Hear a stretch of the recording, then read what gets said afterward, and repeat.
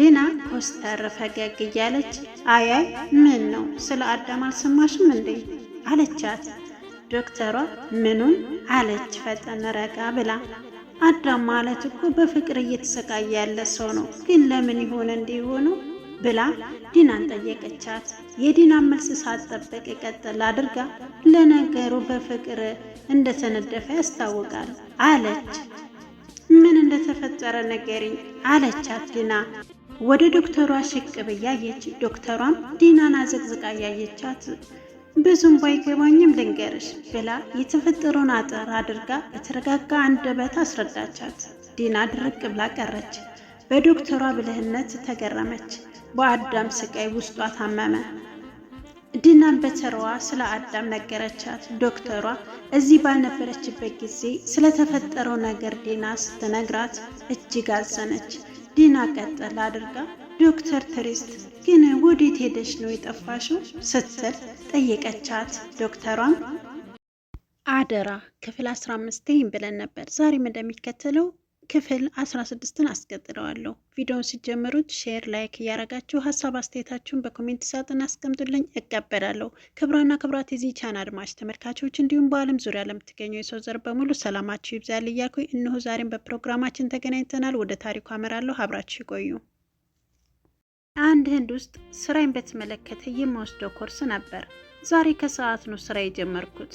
ዶክተር ግሩምንም አላገኘኋቸውም ስትል ዲና ፈጠን ብላ አይ አሉ ለ3 ቀናት ግን አልመጡም ስትላት አዋው ልክ ነሽ፣ እሳቸውም ወዴት እንደሆነ ባላውቅም በረራ አድርገዋል አለቻት። ዲናም በጣም ጥሩ ሰው ናቸው፣ የህዋን የስነ ልቦና ሐኪም ናቸው አለቻት።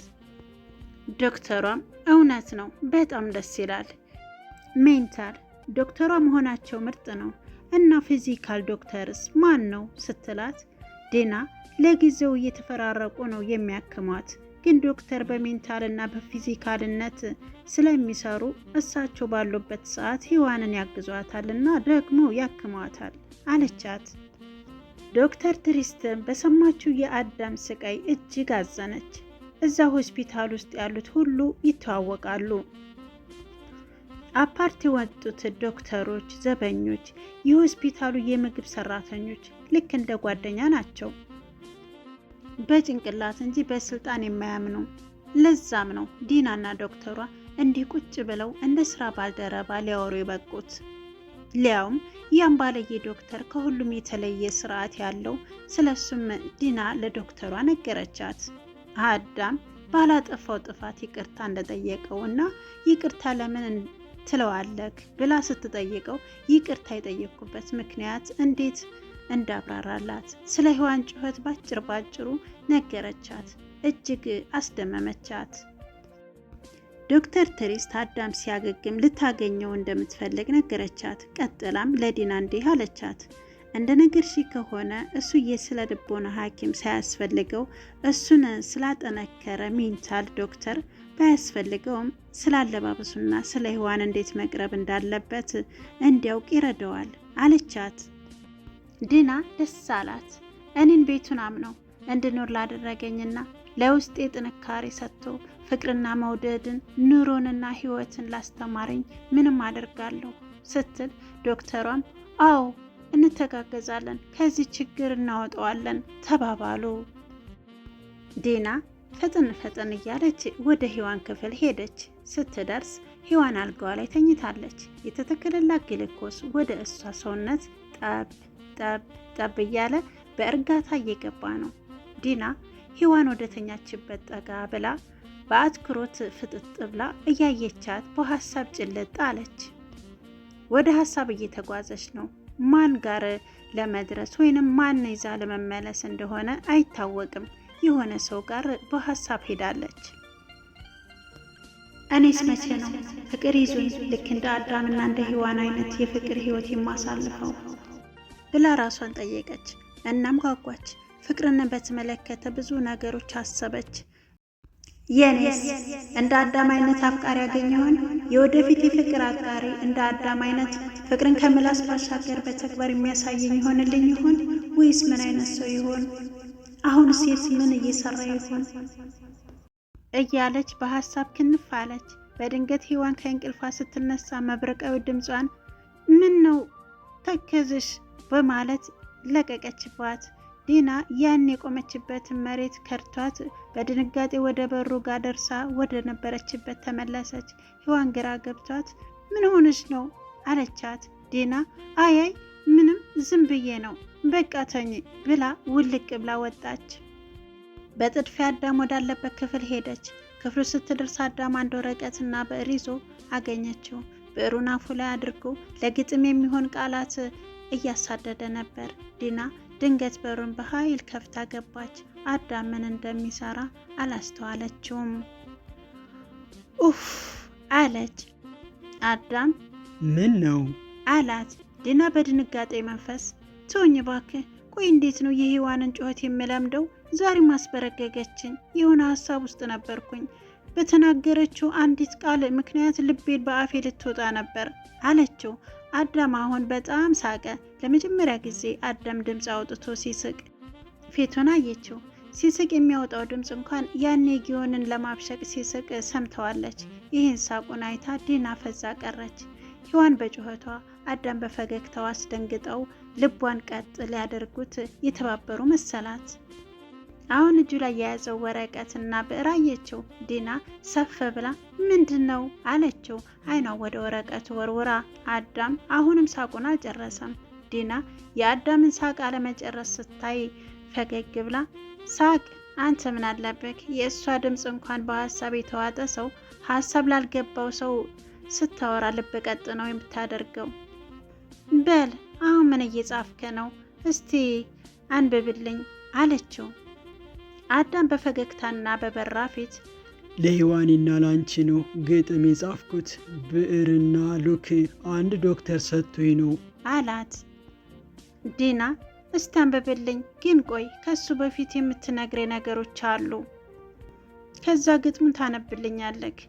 የምጠይቅህን ጥያቄዎች ሳታንዛዛ መልስ ስትለው አዳም በአግራሞት እያያት እሺ እመልሳለሁ አላንዛዛም ብሎ ፈገግ አለ። ዲና ጥሩ ስማይ በደንብ በመጀመሪያ የምጠይቅህ የበደሉክን ይቅርታ ለመጠየቅ ለምንድን ነው እንደዚያ የምትሆነው? ቆይ ያጠፋው ራሱ ይቅርታ ያለክ እንዳንተ ተንበርክኮ አይደለም እኮ። በል ይህንን አስረዳኝ አለችው። አዳምም እዩልሽ ዲና አንቺ ገና ስለ ሕይወት አልገባሽም ሲላት ዲና እንዴት አለችው በተራዋ። እሷ አዳምን ቁልቁል እያየችው። አዳም ንግግሩን ቀጠለ። የምንኖረው በጣም ጥቂት ጊዜ ነው። ረጅሙን ዘመናችንን የምንኖረው በምድር ላይ በኖርናት ጥቂት ጊዜ ስለሰራነው ጽድቅ ወይንም ኩነኔ ስንከፍል ነው የምንኖረው። ታዲያ ለዚች አጭር ጊዜ ምን ብዬ ረጅሙን ሕይወቴን ሲኦል አድርገዋለሁ? ይቅርታ መጠየቅ የትልቅነት እንጂ የትንሽነት ምልክት አይደለም አላት። ዲና አዳም በተናገረው ንግግር ድንገት ከሰማይ የወረደ መልአክ መሰላት። ምን እንደምትለው ጠፋባት። የራሷን አስተሳሰብ ጠላችው።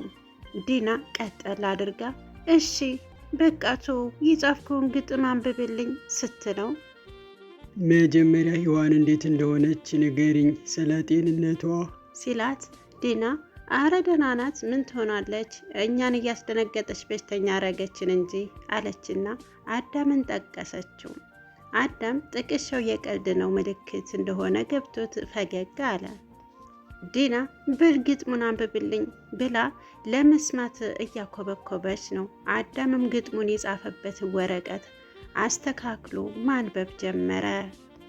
ነቃችልኝ ፍቅሬ አጽናኝም አገኘው፣ በፍቅር ስቃጠል ማቀዝቀዣ አገኘው።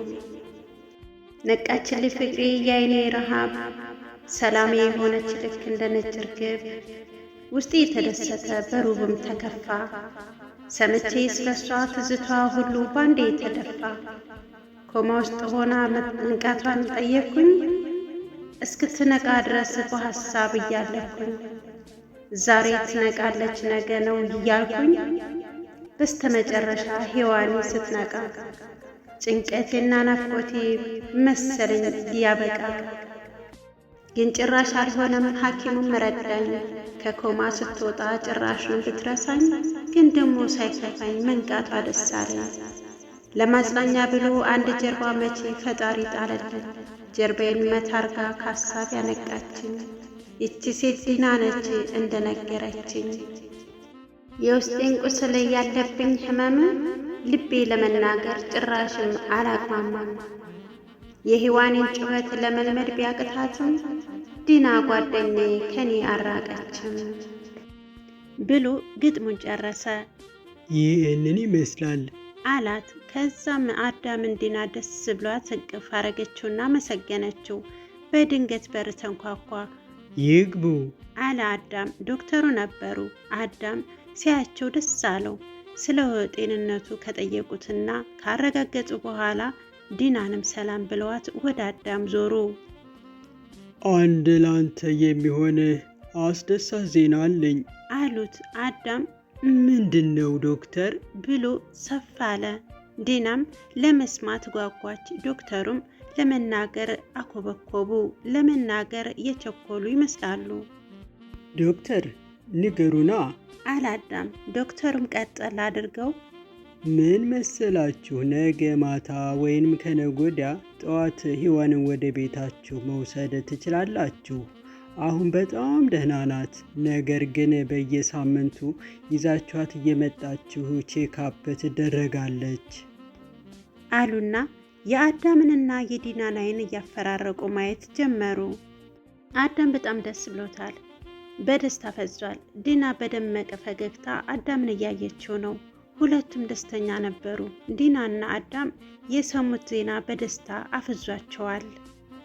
አዳም ዶክተሩን እንባ ቋጥረው ባዛዘሉ አይኖቹ ቀዝቀዝ ባለ ድምፅ እያያቸው ሔዋን የመኪናው አደጋ ሲደርስባት የምትሞትብኝ መስሎኝ ልቤ በአፌ ልትወጣ ነበር።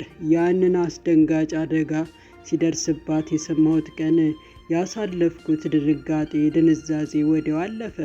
ከዛም ይህንን ቅጽበታዊ ድንጋጤን ወደ ጨለማ ሐዘን መራኝ። በጣም ተሰቃየሁ። ውስጤም እጅግ ተጎዳ። ብዙ ቀናት በሐዘን አሳለፍኩኝ። በጣም ረጅም ቀናት ትነቃልኝ ይሆን? በድጋሚ አይኗን አየው ይሆን እያልኩ በውስጤ ለራሴ አውራ ነበር። ከዛም ዲናን ጣለልኝ። ጀርባዬን መታ እያደረገችኝ ከሐሳቤ እንድነቃ፣ ከፍዘቴ ባታስጥለኝም በትንሹም እንድነቃ አደረገችኝ። ዶክተር መጣና ከጎኔ ሆነ፣ አጽናናኝ፣ ሐዘኔን ተካፈሉኝ። ሔዋንም ተሻላት። ነገ ወይ ከነገ ወዲያ ወደ ቤት ለወስዳት ነው ብዬ ለውስጤ ነግሬው በልቤ ተጽፈዋል።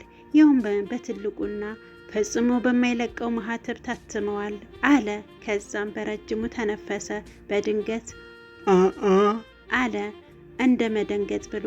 ዲና ምን ነው ስትለው ነገ እኮ ጓደኛ የሚመጣው ሲል ዲና ፈገግ ብላ እንደ መሽኮርመም ብላ ፈገግ አለች።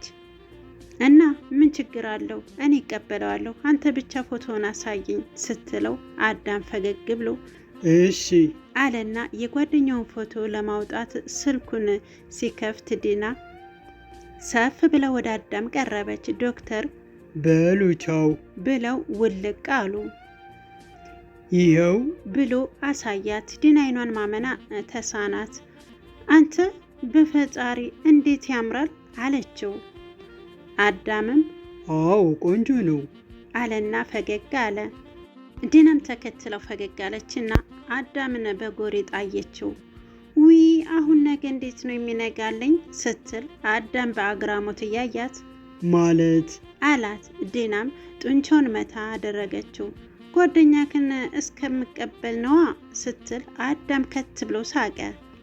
አዳም ከተጋደመበት ብድግ ብሎ አደራ ክፍል 16 ይመስል ነበረ። በክፍል 17 እስከምንገናኝ ሰናይ ጊዜ እያልኩኝ አብሬ ቆይታ ያደረኩት ይፋት ሎቭ ስቶሪዝ ነበርኩኝ።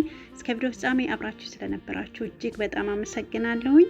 ይህን ቪዲዮ ከተመቻችሁ ላይክ፣ ለሌሎች ተደራሽ እንዲሆን ሼር እያደረጋችሁ አበረታቱኝ። ከጎን የሆናችሁ ለምታበረታቱኝ እጅግ በጣም ነው የማመሰግነው። የዛሬው ትረካ እዚህ ጋር በቃ።